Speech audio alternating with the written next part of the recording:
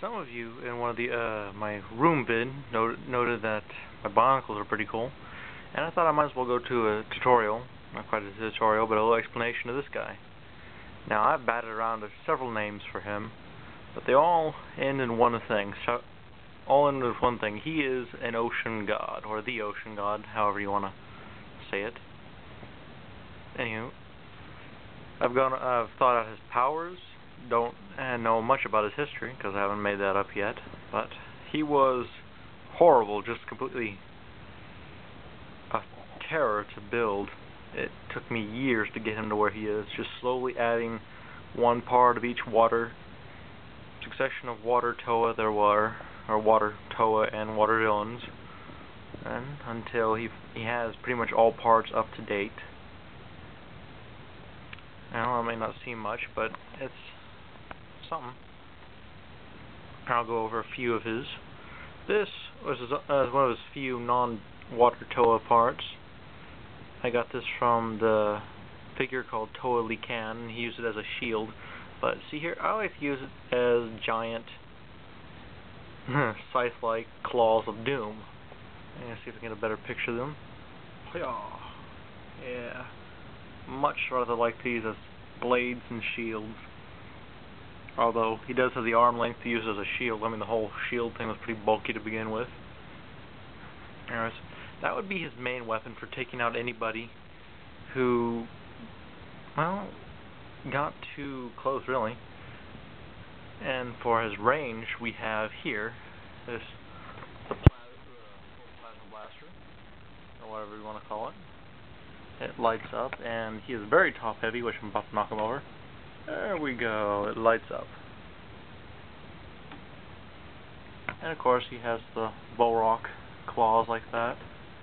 The Bulrock hands kind of help power that up a little bit. Now, a secondary handy feature I can use this thing for is kind of a kickstand. Or really a cane. Yeah, so he doesn't fall out as often. And it does kind of give a pretty cool pose with that thing down like that. But all in all, he's pretty top heavy. Or heavy period.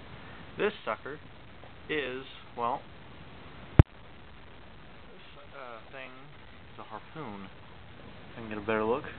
Here, there we go. It's a harpoon there.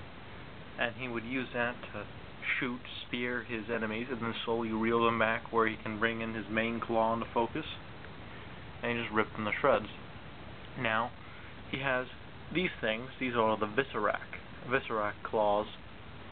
Just kind of to keep the harpoon on target, and if anybody's close enough, he has the third arm to wail on them, which he really doesn't need, but he's overkill already, so might as well. Then go down, of course. And you should all know what the head is from. If it's obvious, if it's not obvious yet, I don't remember the stupid thing's name. No. And he has right here, he has shoulder gauntlets, which I do rather like the way those look. The problem is they make moving the head a little difficult. Not for this one, but his previous head had a lot of difficulty with it. Has his big old legs here. These legs are probably the only things that could support him. And still they have trouble. And this is his grasping arm. There we go. Very movable, very opposable. He uses to grasp somebody and just hold them up to his face while he ripped apart their innards or whatever. And also, it can be, you can turn these to the side and be kind of like beetle pinchers. Like so. And he can grab you that way. And they could also be used to slash or tear apart somebody. These barbs would make it a much more excellent grabbing weapon. Now, I do have his powers here. You know, every Toa villain has a special power they have, or every Bionicle villain does. His is, if any being touches the ocean or touches the water, he has complete and utter control over it until it leaves the water. Now, as you can imagine, he is supremely powerful in the ocean, nearly impossible to kill. His only weakness would be if you could taunt him up on the land.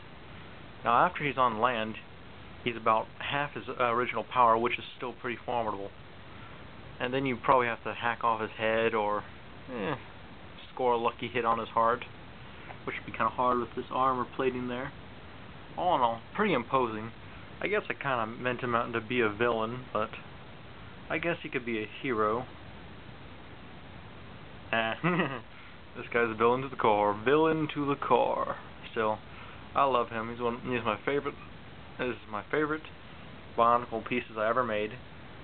He is my pride and joy. I have never taken him apart. I've only added to him.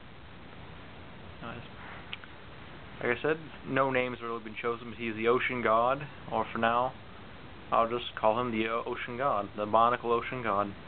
This is Raven, signing out.